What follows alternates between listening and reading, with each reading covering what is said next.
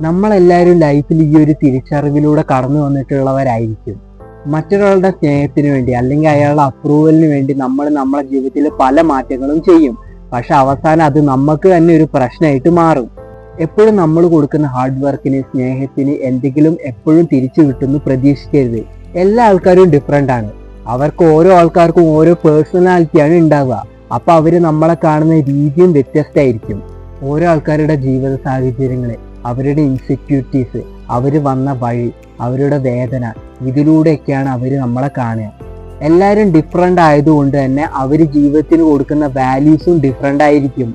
End of the day നിങ്ങളെ മറ്റുള്ളവർ കാണുന്ന രീതി ഒരിക്കലും നിങ്ങൾക്ക് കൺട്രോൾ ചെയ്യാൻ പറ്റില്ല. മറ്റൊരാൾക്ക് വേണ്ടിയോ അല്ലെങ്കിൽ മറ്റുള്ള ആൾക്കാർ കാണാൻ വേണ്ടിയോ നിങ്ങളുടെ ലൈഫിൽ ചേഞ്ചസ് വരുത്തിയാൽ എന്താണ് സംഭവിക്കുക എന്നറിയോ?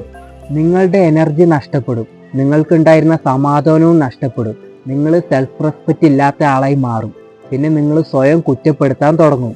Finally you lose your self. അപ്പോൾ നിങ്ങൾക്ക് ഈ വീഡിയോയിൽ പറഞ്ഞ കാര്യങ്ങൾ മനസ്സിലായി എന്ന് വിചാരിക്കുന്നു. അപ്പോൾ നെക്സ്റ്റ് വീഡിയോയിൽ കാണാം.